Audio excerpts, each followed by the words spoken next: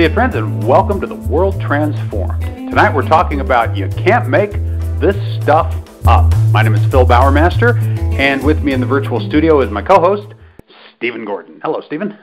Hey, Phil. How are you? Well, I am super fantastic. How are you, my friend? I'm doing great. Happy Wednesday. Got to the middle of the week here. We got Happy some fun Wednesday. stuff here. Yeah, well, we normally have...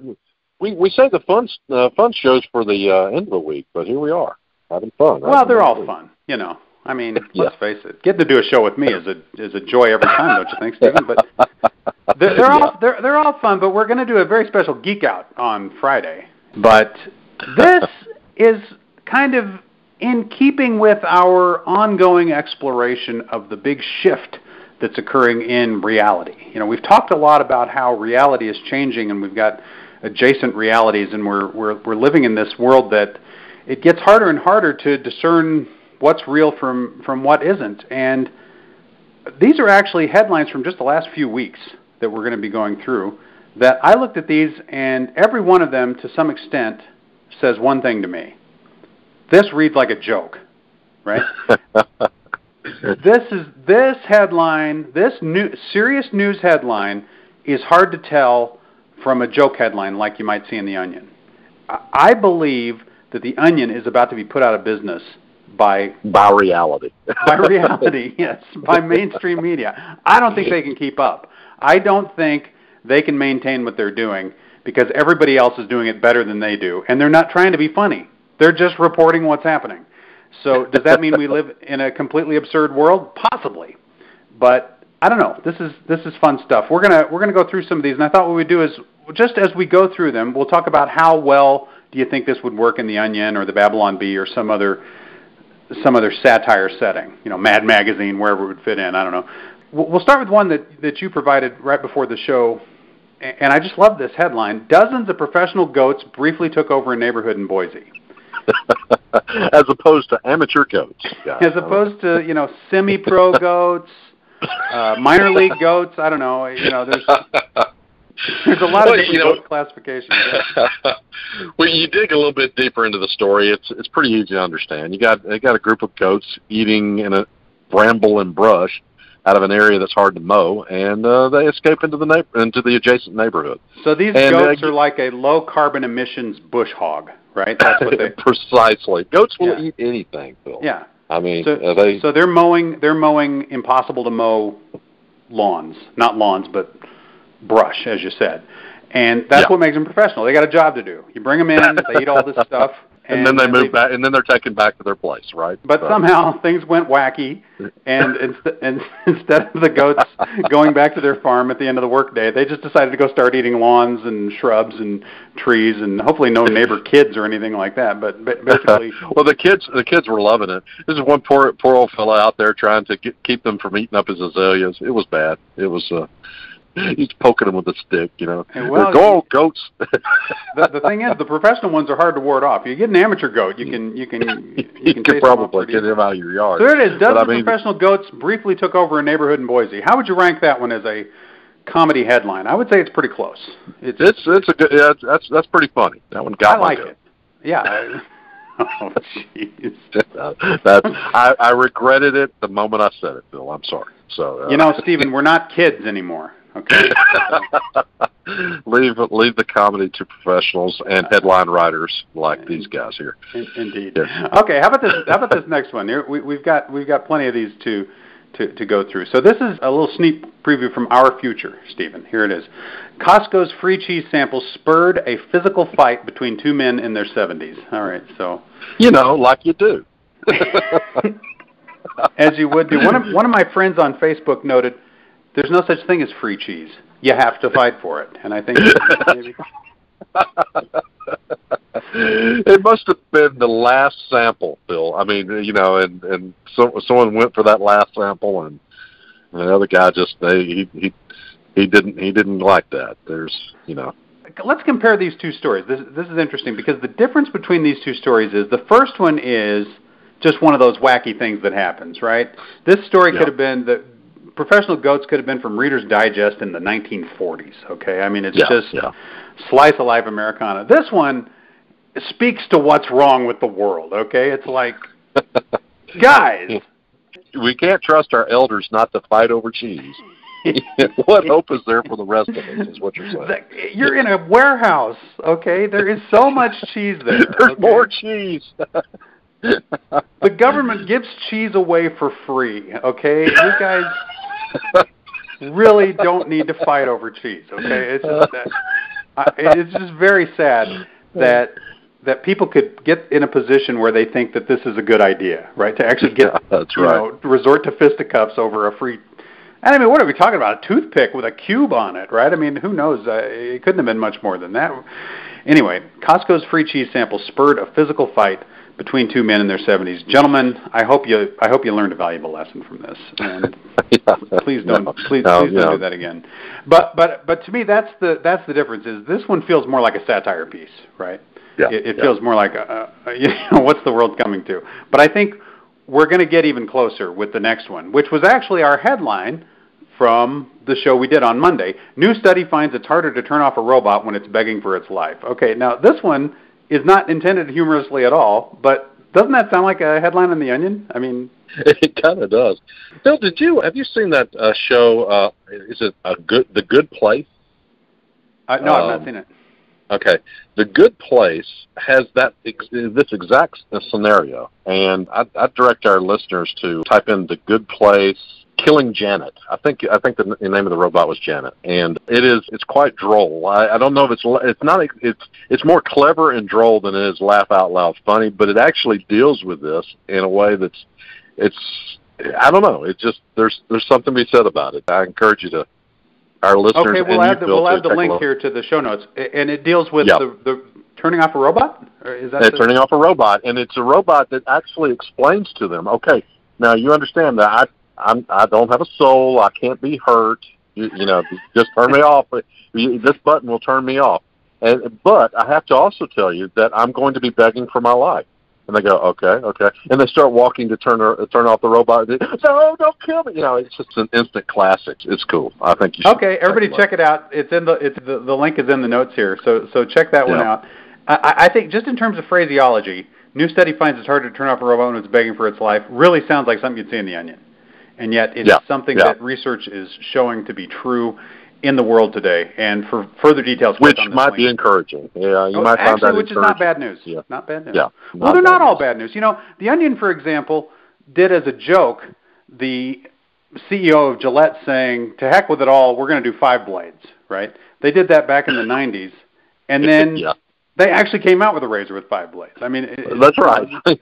Sometimes you can't satirize our reality. It's just. I think our world is becoming increasingly difficult to satirize. For example, this next headline, Alex Jones's attorneys argue that no reasonable person would believe what he says.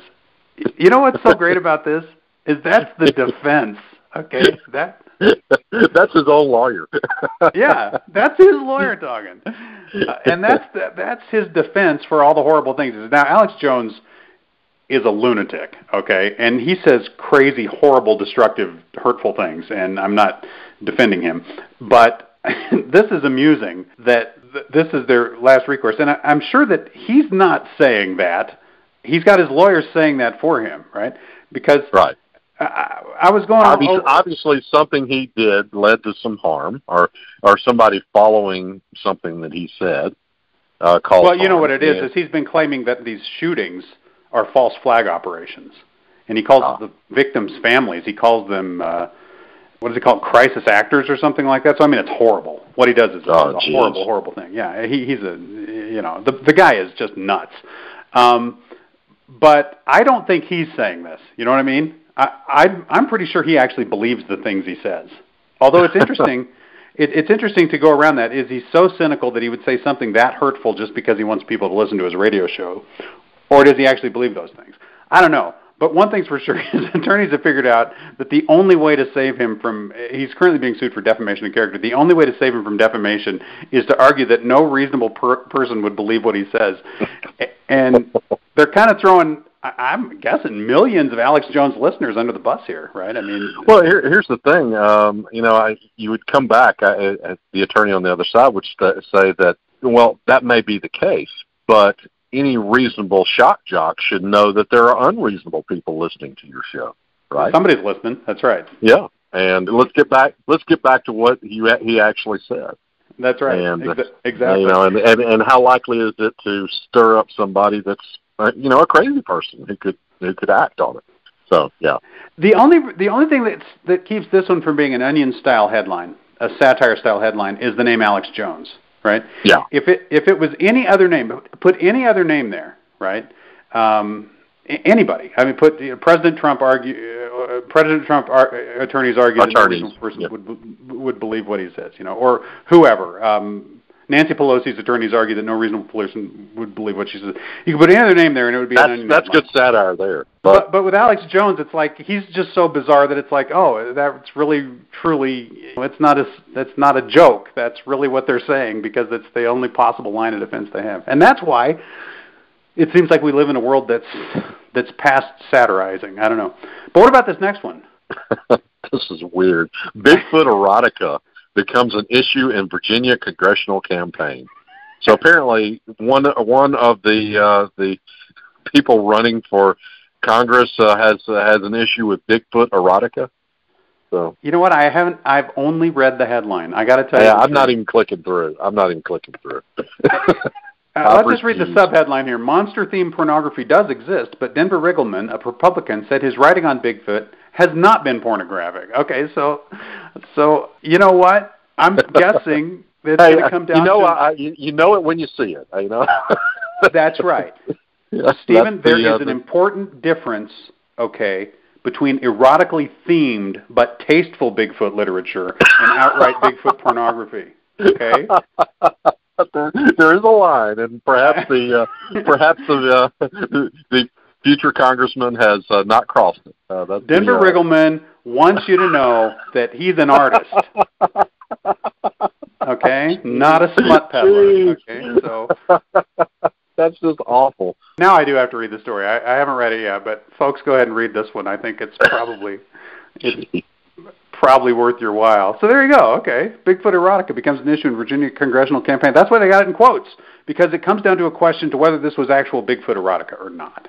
Okay, and I haven't read it yet, so I can't say. I have to say I'm more into the subject matter of the next headline. But anyway. Yeah. Okay, back to the real world. Let's get a news story that finally makes some sense here. Okay, pro gamer dumps world's sexiest weather girl to focus on playing Call of Duty. Oh my gosh! There's a number of ways to attack this one. Now, is she really the world's sexiest weather girl? Well, I mean that's up for debate. There's lots of very attractive weather girls. She's a very popular weather girl in Mexico. She has a huge following on Instagram, and like many popular folks on Instagram, is known for her butt shots. Okay, she posts a lot of pictures of her booty. Now, one of the interesting apparently things about goes pow pow pow, but that's One of the interesting things about this story is, so this guy, he's going back to Call of Duty, and he's got to focus on that. And I guess having her as his girlfriend was just too distracting. And women weaken the legs, apparently. That's from Rocky. Absolutely, it's been known for a long time. So he breaks up with her, I guess, over social media. He's got a big following on YouTube. She's got a big following on Instagram. And she reports that she's sad, but she kind of understands or whatever, and it's just one of these really sad stories. He's got a big following on one social media. She's got a big following in the other one. Never the twain shall meet, and he's done with her. But sorry for the conjunction there. She does manage, while talking about that, to post another booty picture, right? It's like, and I'm very sad about losing my boyfriend. It was a very sad booty picture, but but booty picture nevertheless. Anyway, we're having a lot of fun with this. But so what's the takeaway? Again, it's silly. It's just silliness, isn't it? Well, it is. Yeah. The thing is, if you're famous for being the world's sexiest weather girl, or you're famous for being a Call of Duty player, pro player, yeah. I guess having attention paid to you is a critical part of your existence anyway. And so if maybe you weren't getting enough, you break up. It's like, well, the romance ran its course and it gave me all the attention it could, so now I can probably get a little more headlines if we break up, right? So yeah, there's literally no chance we would have been talking about either one of them were it not for this, the wackiness of the headline. Right. So they got that attention. So other people were celebrating the fact that they were a couple, but that never got to us, right? What got to us was when he dumped her. That's a good point, Stephen. Yeah. So the strategy paid off. This one is too lame. It would never work as an Onion headline. I think it's hilarious, but the Onion wouldn't touch it. It's not funny enough. I commented on Facebook when you posted this, Phil, that I'm honestly worried about these millennials. And is there really a low T problem, as has been suggested, that you would give up the world's sexiest weather girl as your girlfriend to play a video game? To play a video game. Could be something there. I don't know. We don't know what was going on. It could have been a long-distance relationship. Maybe it didn't run its course anyway. There's a lot of possibilities there. But that is a little mysterious. Anyway, I wish them both all the best. I hope she finds happiness with someone else. The thing is, they need to find happiness with someone who's not a big social media star, right? That's the key. That's right. You need to have one person that's normal, and that has a kind of a life that's out of the spotlight. They both do, probably. Normal-ish, yeah, absolutely. Normal-ish, yeah. Okay, well, there it is, Stephen. After reading through the list, I don't feel as bad about all this. There's some wacky stuff going on in the world. There always is, Phil, but I think we can survive all of this. Maybe the world has always been. Maybe that's why we like satire, because it's so close to how the world actually is. It's not that it's outrageous. Well, there's a reason that we say truth is stranger than fiction. That is that's the old saying, and that's been around forever, right? And it has, absolutely. That's before the social media age or any of that stuff, and it continues to be stranger than fiction. Well, there it is. No profound conclusions. Just that. Truth is stranger than fiction. Can't make this stuff up, and we'll keep tracking it. All right. Well, guess what? We're going to be back on Friday. It's going to be a geek out. That's right. Tune in, folks. Stephen, it's been great talking with you. It's great having you all with us. And until next time, live to see it.